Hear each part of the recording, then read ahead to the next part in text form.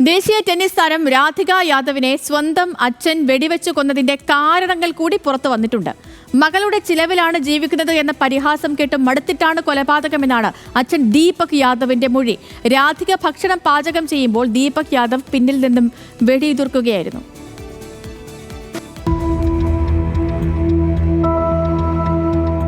ഹരിയാനയിലെ ഗുരുഗ്രാമിലാണ് രാജ്യത്ത് നടുക്കിയ സംഭവം നടന്നത്. ദേശീയ ടെന്നീസ് താരവും 25-കാരിയുമായ രാധിക യാദവിനെ വീട്ടിൽ അടുക്കളയിലാണ് വെടിയേറ്റു മരിച്ച നിലയിൽ കണ്ടെത്തിയത്. കൊലപാതകത്തിന് പിന്നിൽ ആരാണെന്നതും എന്തിനാണ് ഈ ക്രൂരത ചെയ്തതെന്നും അറിഞ്ഞ ഞെട്ടലിലാണ് പോലീസും നാട്ടുകാരും. രാധികയുടെ അച്ഛൻ ദീപക് യാദവ് തന്നെയാണ് മകളുടെ ജീവനെടുത്തത്. അടുക്കളയിൽ പാചകം ചെയ്തുകൊണ്ടിരുന്ന മകൾക്ക് നേരെയാണ് വെടിയുതിർത്തത്.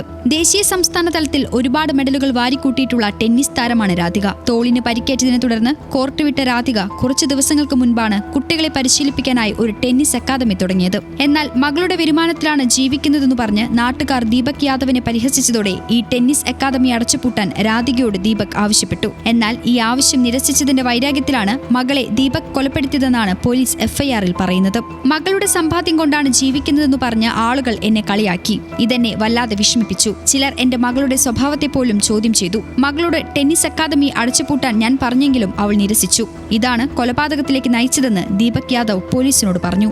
എന്നാൽ ദീപക് യാദവിന്റെ ഭാര്യയും മരിച്ച രാധികയുടെ അമ്മയുമായ മഞ്ജു സംഭവത്തിൽ പരാതിപ്പെട്ടില്ല.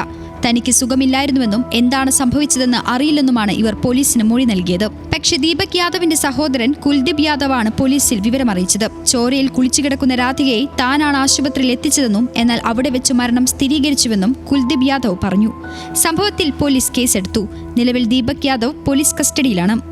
National desk, news Malayalam.